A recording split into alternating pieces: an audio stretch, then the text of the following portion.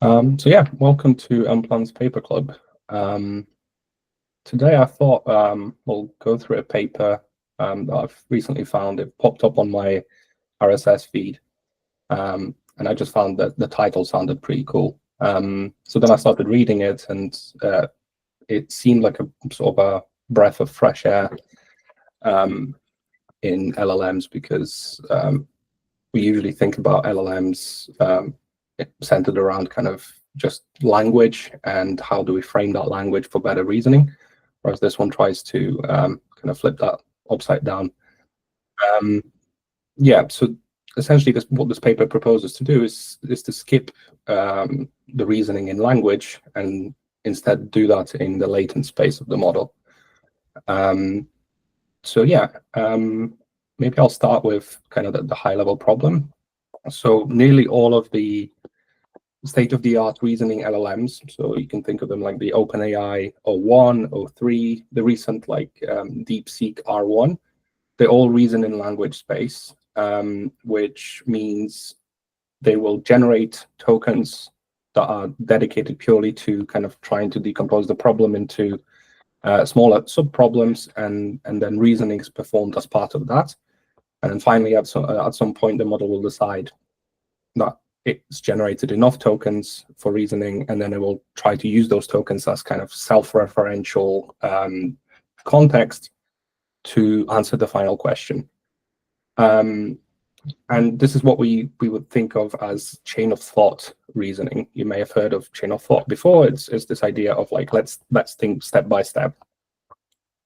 But interestingly, this is not how human works. There's been some recent studies in sort of neuroscience that indicated that when humans reason, the language portions of the brain, the regions of the brain responsible for producing language, are actually largely unused during reasoning, which gives an intuition that maybe we don't actually need language for reasoning, or in some ways, if we try to express reasoning through language, then this might actually hamper the process. And that's partly because language seems to be optimized for communication rather than reasoning. There's some other problems with the chain of thoughts and chain of thought reasoning, is that the amount of reasoning that is required to produce each token varies quite greatly. So what I mean by that is nearly all of the reasoning LLMs that you may have heard of, so O1, O3, they dedicate nearly the same amount of compute budget to predicting every token, whether it's a reasoning token or a non-reasoning token, like the answer token. So for example, if you have a phrase that typically happens during the reasoning, which is, I see, let's think about how to approach this problem step by step. So all of these tokens actually have very little to do with the reasoning around the problem. Is just the fluency of the language that is being addressed by the model generating those tokens. But if you, for example, try to think about the mathematical equation, and every single token within that mathematical equation would actually have a lot of value for the reasoning process. So it's not a filler kind of fluency text. There is some work that the authors have mentioned about that try to kind of reduce the number of these fluency tokens. But the problem still remains that, this sort of reasoning is done in the language space, which is not optimal for reasoning. So the high-level solution that they propose is they want to give the LLMs freedom to reason without the language constraints, and only use the language when actually communicating the results to the user. So the idea is to don't map the hidden states of the model to tokens via the typical language head and the embedding layer, but instead it's to directly feed the last hidden state of the model as the input embedding for the next token to be generated. So the system no longer reasons in the language space, but instead it reasons in the latent space, in the space of hidden states of the model. And I guess an additional good thing about additional advantage of this is that this can be optimized end to end using gradient descent, because these hidden states are actually differentiable. So it's another advantage. So one other thing that I found really cool about this paper is the training process, or rather the curriculum that they used for the model. I'll go over this in more detail later, but I just thought it's quite interesting. It's a multi-stage process, and yeah, it's worth looking through. One other thing about this high level, at a high level, is that they talk about these continuous thoughts as being generated. The continuous thoughts are basically these hidden states of the model. And another advantage of this is that each such continuous thought can encode multiple potential steps that the model can take to reason through a problem, as opposed to regular tokens in language space can only really encode them linearly. So this kind of creates a scenario where we now perform like an implicit breadth first search whilst generating. And that lets the model maintain many possible options that it can explore, and to prune them as it goes along and tries to generate these continuous thoughts, which really helps with reasoning. So in terms of like these high-level results, on existing benchmarks, is pretty much on par with sort of typical language reasoning models like the O1.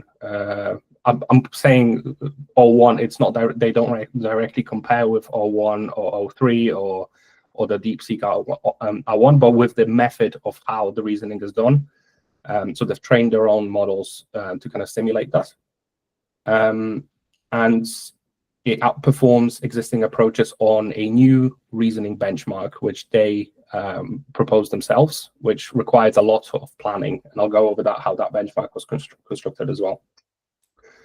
To be fair, I wouldn't be surprised if like the OpenAI's O1 or the other reasoning models maybe already do this under the hood, because what we tend to see are only the summaries of these reasoning steps. We don't see the full reasoning, which might be quite interesting because it could be that O1, O3 they already do this sort of thing in latent space and only summarize it somehow via some other language head, as opposed to generating all of the tokens. And this is because, oh yeah, I forgot to mention that this approach greatly reduces the number of tokens required to actually achieve the same result, because one reasoning step could be like a paragraph, whereas they replace it with, I think, 2 continuous thoughts, which means 2 inferences of the model, which means it's a great reduction of the tokens actually generated, if we want to think about tokens. I'm not going to go through related works. I'll just briefly summarize them. So they mainly compare themselves with these chain of thought reasoning models. Sorry, would it be okay if I ask a question on? Yeah, of course, definitely. Yeah. So you said it's only they could replace a whole paragraph with 2 inferences. Would that mean that what used to take, let's say, 50 inferences to create 50 words or 50 tokens, so they can only do that now with 2 passes? Yeah, the reason they're doing that, and I'll go over this in more detail later, but essentially what happens is that instead of converting the hidden state of the model into a token via the embedding layer, they just maintain that hidden state, which within it already has a lot of information, a lot more information than a single token would, which means they don't have to generate these fluency tokens to maintain the fluency of the language, which means they can boil down a lot of the reasoning into a single hidden state, as opposed to multiple tokens that would normally be required for like a single paragraph of reasoning. The only thing I would say about that is that it doesn't reduce the number of tokens required to actually answer the question. Yes. It just reduces the number of tokens that you need to like produce the thinking before you answer the question. Yes, exactly. Yeah. So the last question, and I'll go over how that works, because essentially the model works in 2 modes. It has like this reasoning latent mode, and then the language mode in which it actually outputs language. So yeah, I'll go over that in more detail. So yeah, related works, chain of thought, that's what they compare to. Chain of thought in general makes it harder to reason the way humans do. There's various other proposed algorithms like tree of thought to kind of backtrack and try and choose different paths of reasoning. Also, they compare themselves with latent reasoning in LLMs. Most of the prior work in that space, I think, considers latent reasoning as the sort of hidden computation that happens during inference in the model states themselves, as opposed to across multiple inferences, which is what they're trying to do. There was another interesting finding, which I highlighted here in red, that some prior work identified that even though the model generates this chain of thought to reason, there's another different latent reasoning process that is actually utilized internally by the model. So this is what they call unfaithfulness of COT reasoning. So there's sort of a divergence of how the model reasons internally versus what is being outputted to the user as the thinking tokens. Yeah, so that's another work which is kind of relevant, suggested to insert these pause tokens at random into the training corpus, into the pre-training corpus of the model, and it's to kind of give the model a little bit more space and time to compute the reasoning, is to think about it. They did it both at the pre-training stage and also at sort of the supervised fine-tuning stage. And the last bit is the curriculum, which is something that I'll go over later, but I don't think there's a point in discussing the relevant works on this one. Yeah. So let's dive into how this thing works. As I mentioned before, the model switches between the language mode and the latent mode. So the language mode is your bog standard autoregressive generation, like any other LLM. The latent mode, as I said before, utilizes the last hidden state as the next input embedding. And this is what they call a continuous thought. It's that last hidden state. What they do is they employ special beginning of thought and end of thought tokens to kind of mark when the model should switch to the latent mode and then when it should kind of come back to the language mode. Now, there's a bit of nuance in terms of this last bit, which is how do you obtain this end of thought token? Because at that point after the beginning of thought, you're basically in latent space, which means you're not converting the latent spaces into actual tokens. But yeah, I'll talk about that in a second. Yeah, so the model output, it's as you normally would think about it, remains undefined when the model is sort of in this latent state. Yeah, and it's not intended to be mapped back to the language space. Although for probing, which is what they do as well, they've shown that they can still calculate the softmax on that and therefore be able to probe what the model is thinking. But it's not normally, they basically saying that this approach is not intended to be used that way.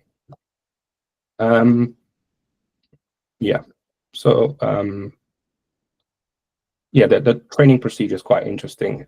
So the assumption is that they're focusing the model on problem solving. So the model is presented with a problem, and then through the reasoning, it's supposed to answer the question or solve the problem. What they've used is they've used existing chain of thought training data sets for supervision. However, they introduce a new curriculum, which has multiple stages. So what they do is in the first stage, so sort of stage 0, they would train the model on all of the chain of thought data. So they would just insert these beginning of thoughts and end of thought tokens, then the steps, and then finally the answer. So the model learns how that should work in the first step. In all subsequent stages, so for example, for stage 1, they would replace one of those reasoning steps with a single or multiple continuous thoughts. So the model switches its mode from language space into the latent space at this point, and then generates the hidden state. And then so that sort of counts as that one token being generated. And then from that point onwards, it switches back to the language space to then continue generating in language. So this is the next stage. And depending on how many stages they chose to perform, in each subsequent stage, the number of these thoughts, continuous thoughts, would increase. So gradually, they would replace the language steps, or the language reasoning steps, with these continuous thoughts. So it's an interesting kind of slowly increasing in difficulty curriculum where the model is progressively learning how to replace these reasoning steps with continuous thoughts. And I thought it's quite interesting that this is almost like the way we teach children. Yeah, go ahead, Peter. I was thinking two things. One, this means that you can't train a model with a single forward pass, which I think increases the computational complexity of training quite a bit. And then two, Why can't you train it with? Because the only way you can generate a thought is by propagating, like taking the input and putting it through the model. So Yeah. like if you generate 5 thoughts, that means that you have to do 5 forward passes. Yeah. Whereas in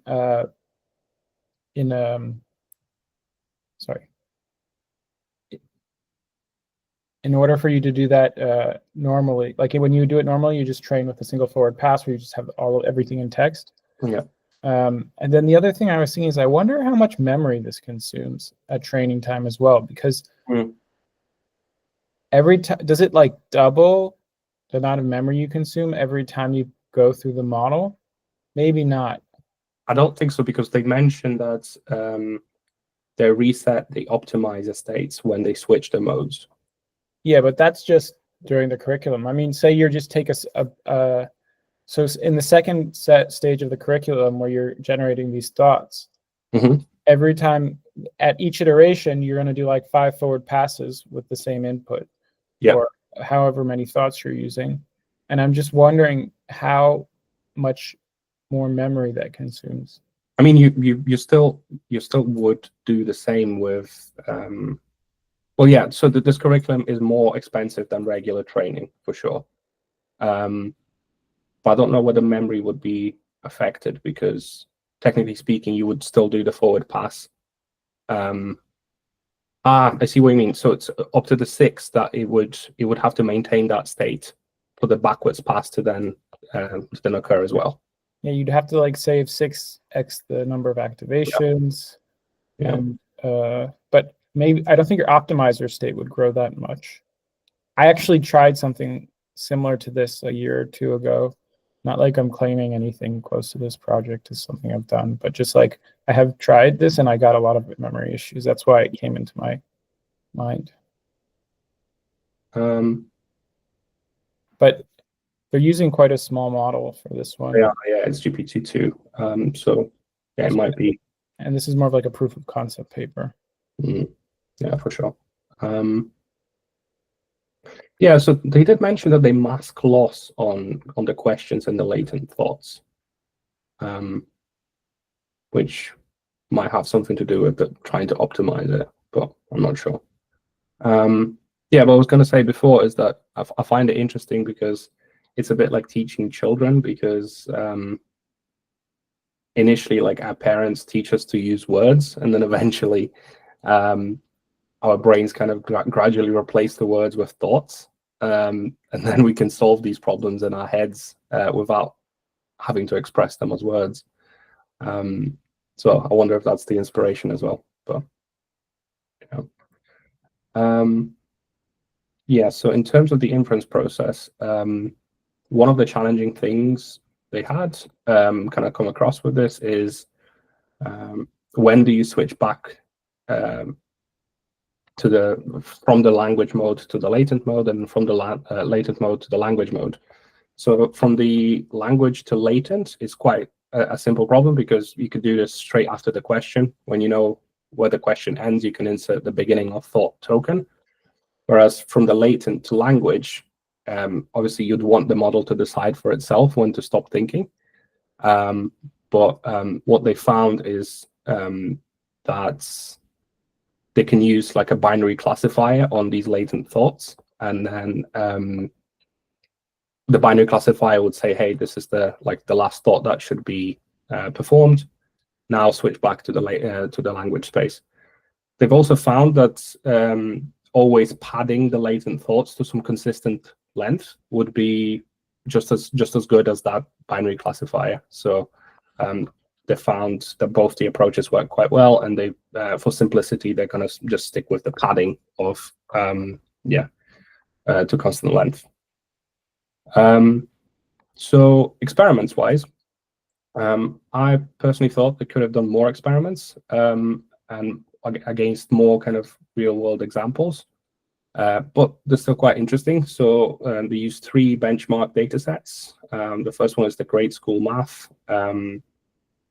Another one is something called Pronto QA, which is like this five hop data set of randomly generated ontologies in language, which basically means they're like trees of potential connections between entities. They had some good examples of this, which is like brimpuses are not luminous, shumpuses are amenable, each yumpus is a lorpus, and then you kind of follow this logic.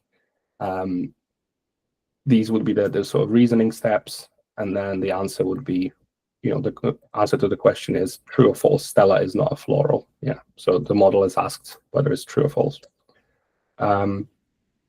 So normally for this Pronto QA data set, this is formed, you could think of it as a tree, because there's many different branches as to how that ontology can be constructed.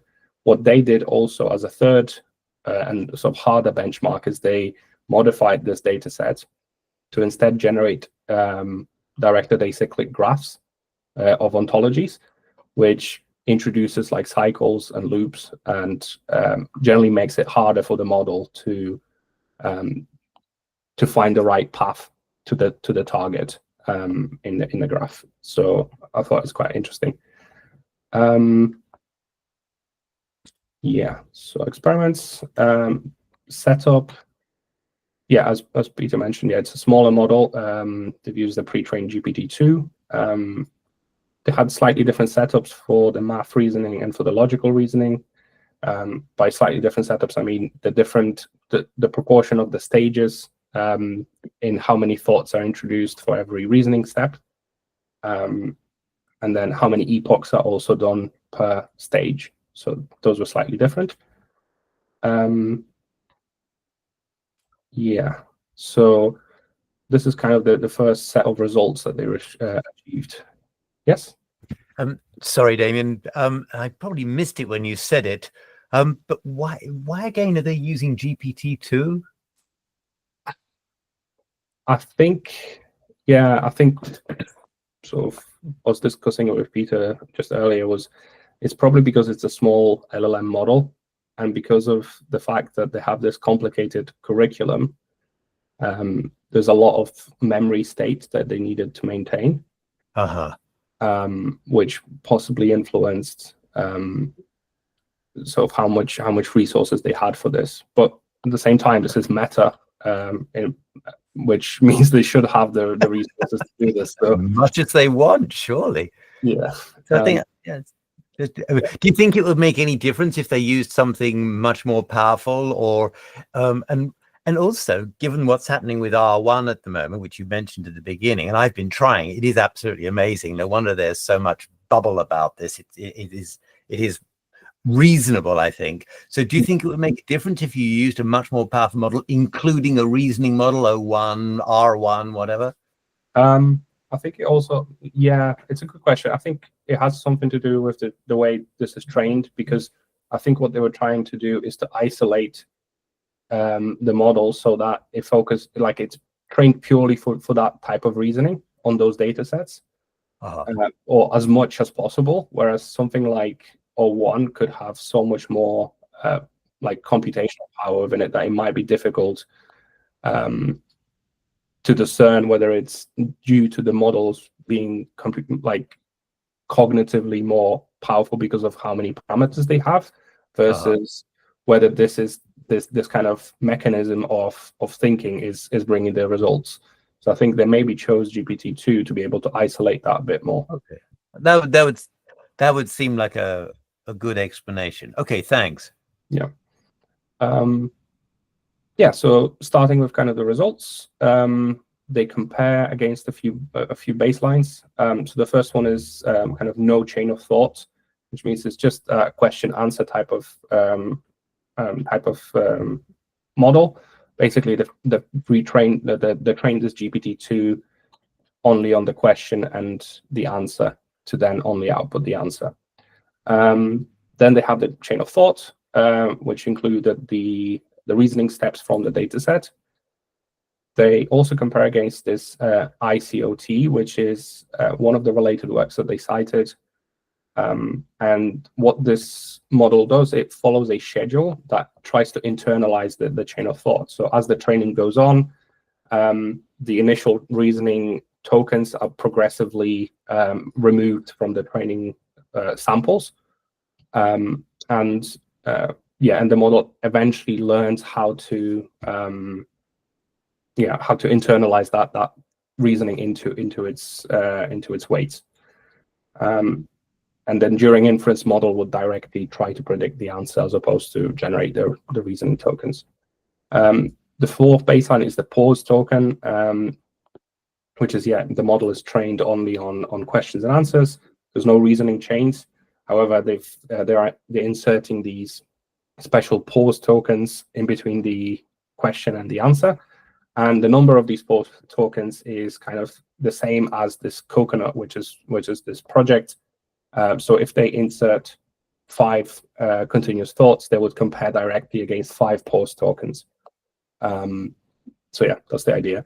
There's a few other variants that they explored, which is coconut, which is a combination of all these things, and then without curriculum, without the thoughts, and then using pause tokens as thoughts. So those are the kind of differences. And the results, it's definitely better than no chain of thought. It's sort of on par with chain of thought, depending on the data set. And I think it's definitely better than like pause tokens for grade school math across all the other data sets as well. But interestingly, with the harder data set that they've created, it is definitely better than chain of thought. So you can see that for this one, it's not a lot of difference. I would maybe argue that it's even within sort of statistical error, but for this one, there's a stark difference. So it's clear that chain of thought might not be as good at exploring sort of ontologies that are formed as graphs as opposed to trees, which is, it's good to have another benchmark for these sorts of things. So a couple of sort of discussions that stem from these results are chaining these continuous thoughts enhances reasoning. So in traditional chain of thoughts, the output token will serve as the next input. So it essentially what they're saying and what other researchers have found is this increases the effective depth of the transformer because it gives it more tokens to essentially produce some result. So the question is, does the same thing happen with continuous thoughts? So yes, it's better than this internalized chain of thought, which means if you have more space, then better reasoning can be performed. And it's also better than coconut the pause tokens that are replacing the thoughts. So instead of having sort of the continuous thoughts that are in latent space, they would replace them with the pause tokens, which means, yes, that having this training curriculum in combination with these continuous thoughts facilitates this chaining, and that means the reasoning is enhanced. Another thing they had, which was if they had multiple thoughts per step, so what they tried doing is instead of generating just a single continuous thought per reasoning step, they would replace it with like 2. And yes, the accuracy increased as they increased the number of continuous thoughts per step. So chaining seems to be working in the latent space as well. What was the other one? Yeah, so latent reasoning outperforms language reasoning in planning intensive tasks. So it typically means that like complex reasoning requires some form of look ahead to evaluate each step. And the grade school math data set and this initial Pronto QA are quite straightforward for the next step prediction, which means they don't require as much look ahead. However, with this pros QA, which is what they've developed, that does require a lot more look ahead to be able to reason about it. And that's what they also saw in the results, that the regular chain of thought did not improve on this pros QA, pros QA data set. They found that the LLM still needs guidance to learn this latent reasoning. Ideally, we'd want the model to kind of learn the best continuous thoughts autonomously through something like gradient descent, but they found that having this guiding curriculum is what allowed it to achieve good results. Yeah, so that's one other conclusion from those results. Yeah, this was, I found this quite interesting. So these continuous thoughts are efficient representations of reasoning. So they had this case study where they had a math problem that is, James decides to run 3 sprints 3 times a week. And if each sprint is 60 meters, then how many total meters has he run in a week?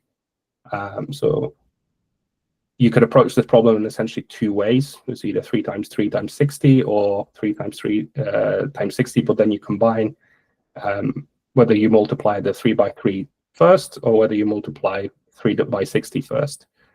And what they did is they started generating with that model, inserted the beginning of thought token, that generated the latent hidden state. And then what they did is that sort of probing there to try and decode what the model is thinking. So they found that when decoded into tokens, in various like probabilities, the highest 3 probabilities were, I think it was 9 and 280s, but 180 had like the a space in front of it.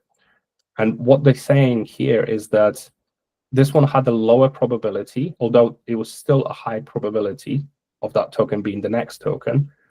But the fact that we're keeping this in the latent state, as opposed to making a decision and doing the sampling here to obtain a token, that means we can preserve this, we can postpone the decision as to which of those 2 tokens is the next token. So we're basically pushing the decision until the continuous thoughts are finished.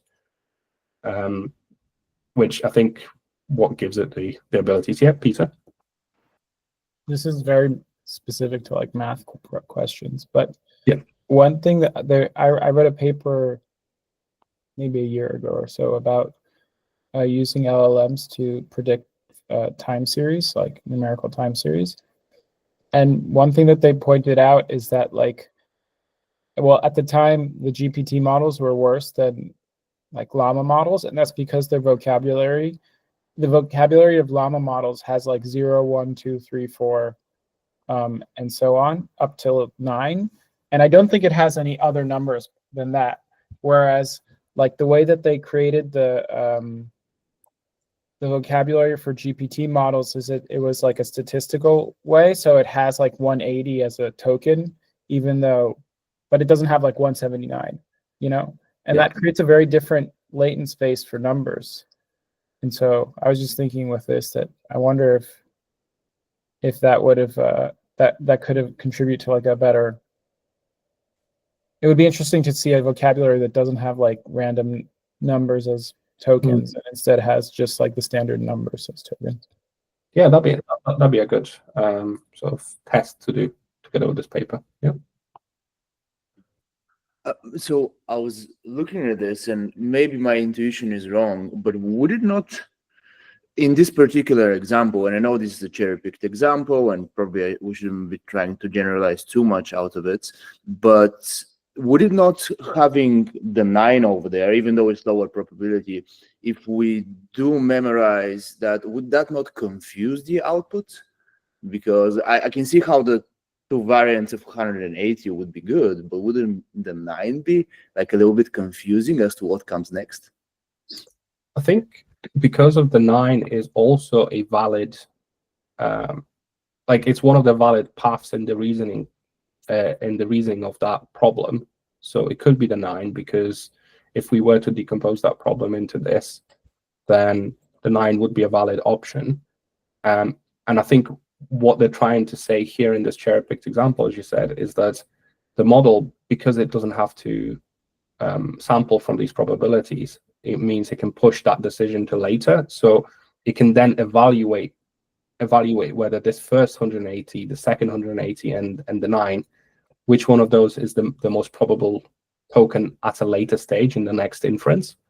And that means it can prune incorrect options by more effectively, because it essentially has more information later on, because it's seen like the other tokens. Yeah, I see that point. Yeah.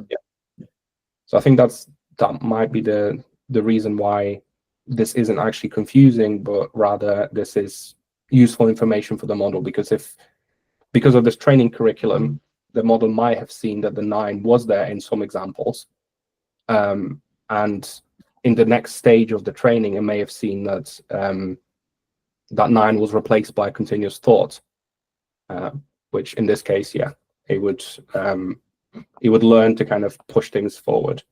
At least that's how I understand it, but it's still very kind of Yeah, it's fair.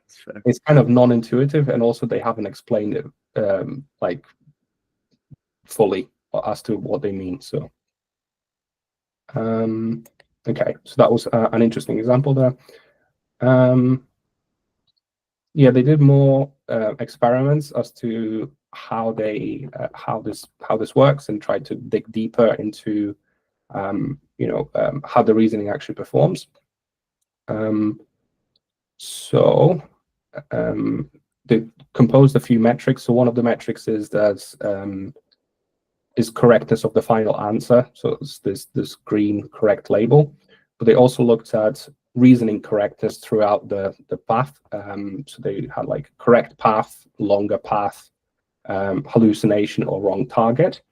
And what this essentially means is that when they're comparing against like no chain of thought or chain of thought, then they're able to determine like in how many percentage of cases like chain of thought was able to achieve the good result, but with, for example, taking a longer path through the reasoning than the shortest possible path.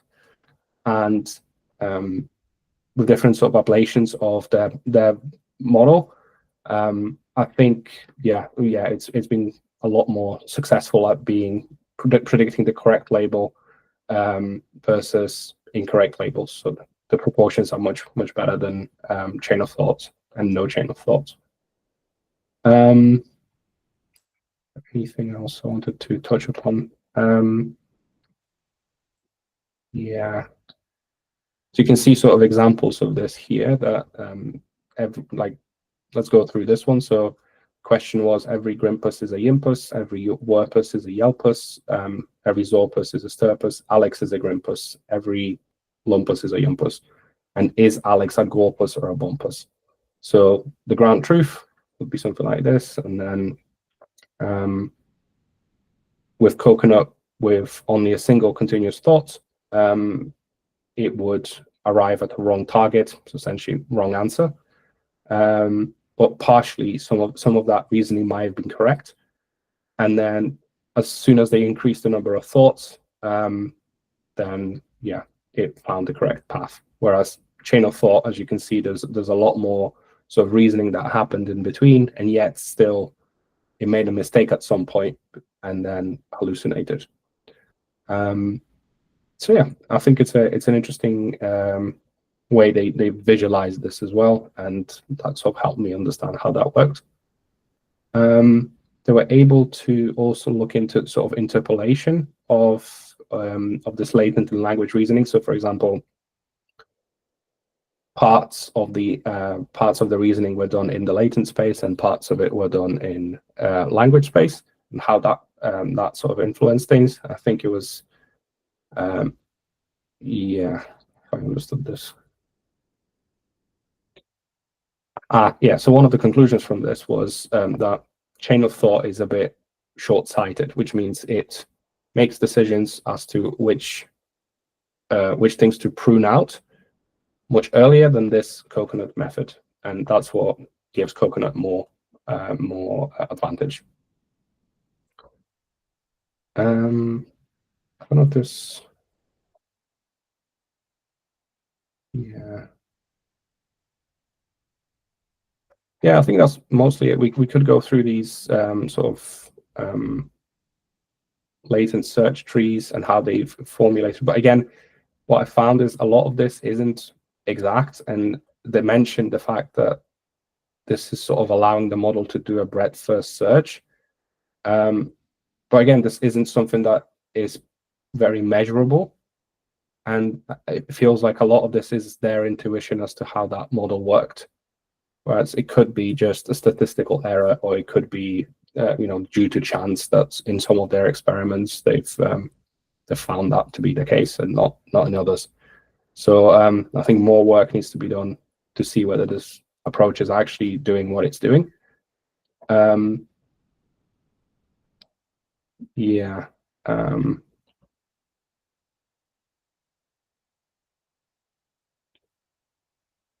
Yeah, this was another interesting thing. So if you observe these graphs, you can sort of think of them as trees where the distance from the beginning root node to any other node is like the height of that node.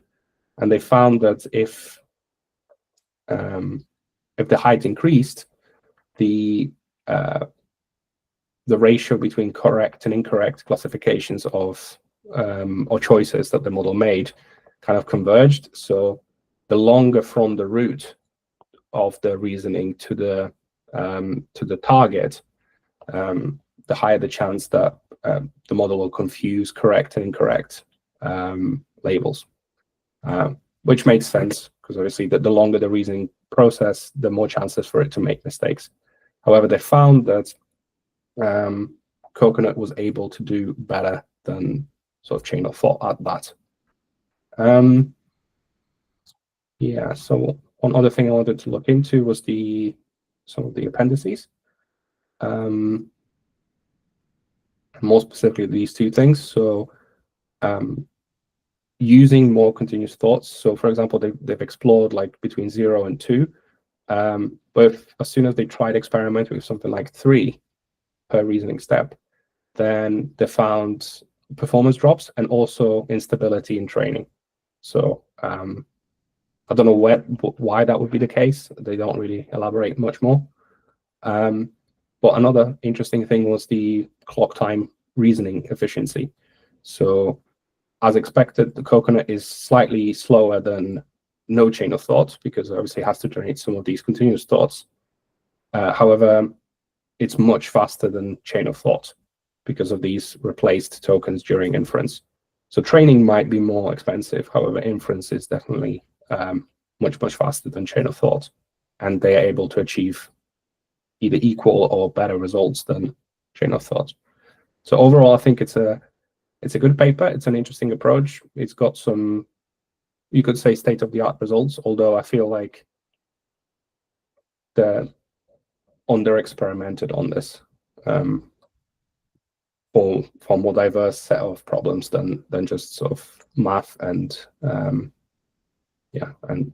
these sort of ontologies like this. Yeah, that's the paper. Happy to talk about it, answer some questions.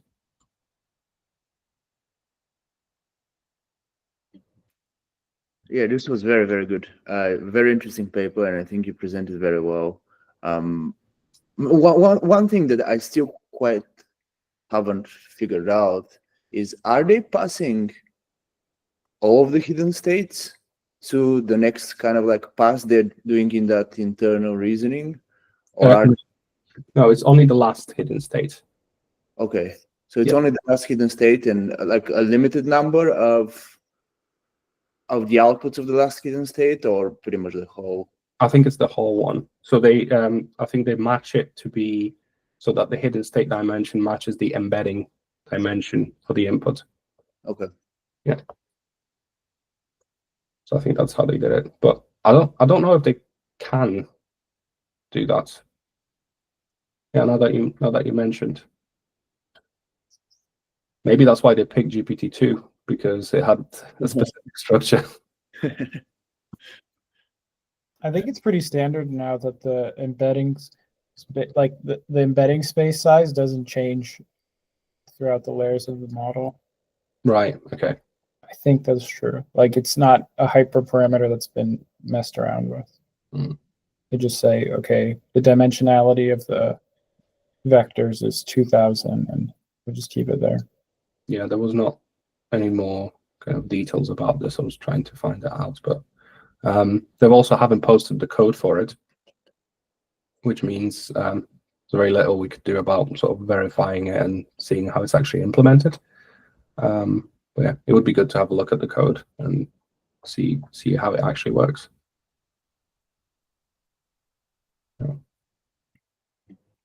Yeah, I mean, maybe other people wouldn't agree, but in general, I think this approach might be much more efficient, and who knows how it scales.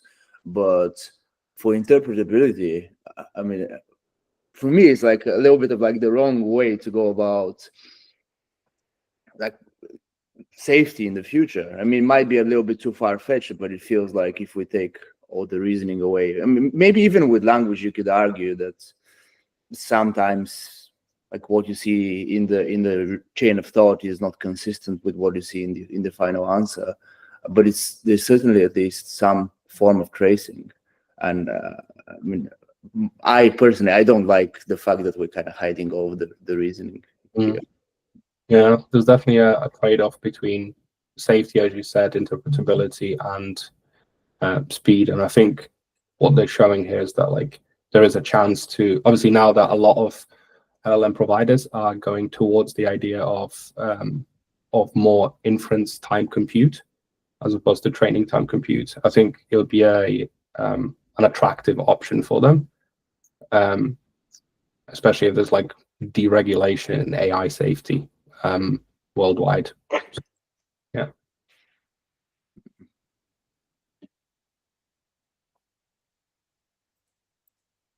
There was a link posted. Yeah, that was me. I was just saying, like, I don't know if you saw that paper. It's like in context scheming of LLMs. So like the thinking, I haven't looked at it in massive detail, but it did sort of cross my desk. So yeah, but having access to these sort of sub reasoning steps seems pretty important in that context.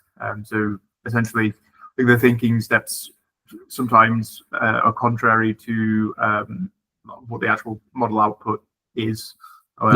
So yeah, sort of suppressing that into the neural networks potentially. Yeah.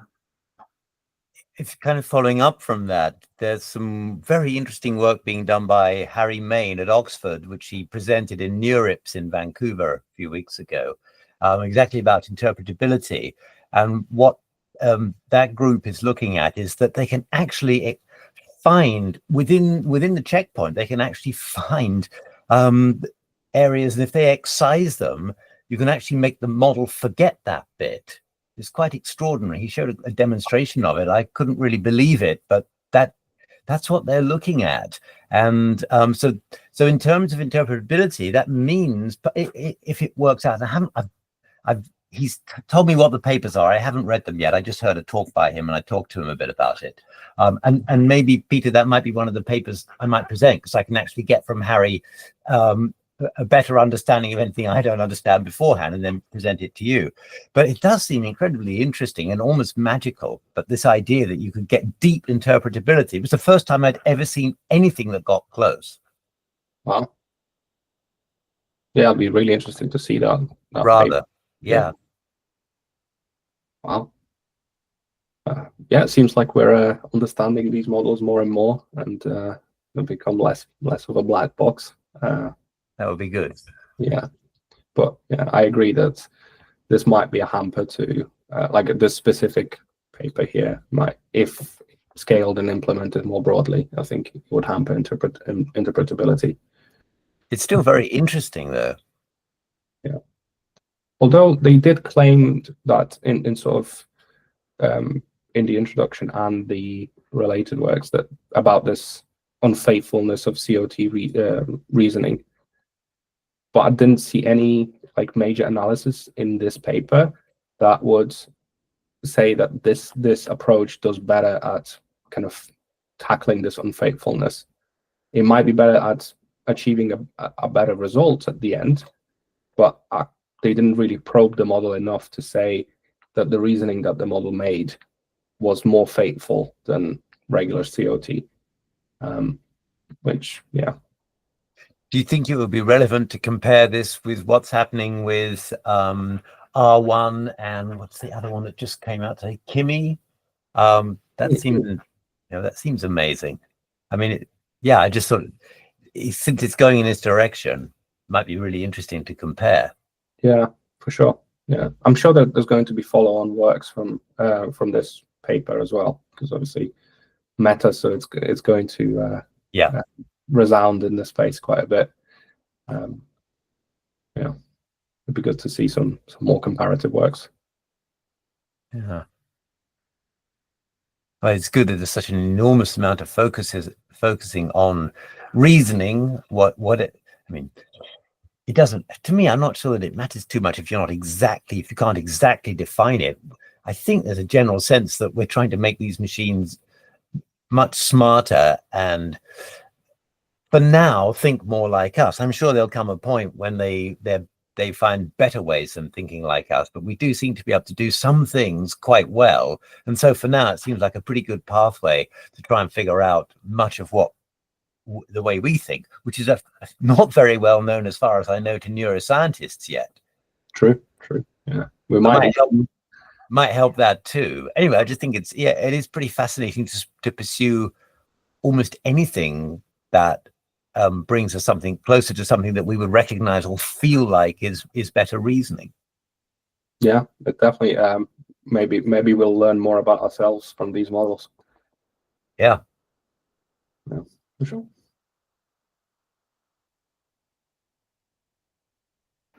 Okay, cool. Thanks everyone for attending today, and Damian, thanks for presenting this really cool paper. It was nice that we got a good discussion at the end too. Hopefully, sorry, go ahead. No, I was going to say that I really enjoyed the discussion. Thanks everyone for the questions and contributions. It's good to discuss these things. Thank you, Damian. It was really good. Yeah, hopefully we'll see you all here next week. Oh, is it an in-person? No. It's still going to be remote, but I just mean like we'll see you at the next online event too. Yeah. Cheers. See you, everyone. Thanks. Bye. Cheers, everyone. Bye. Bye.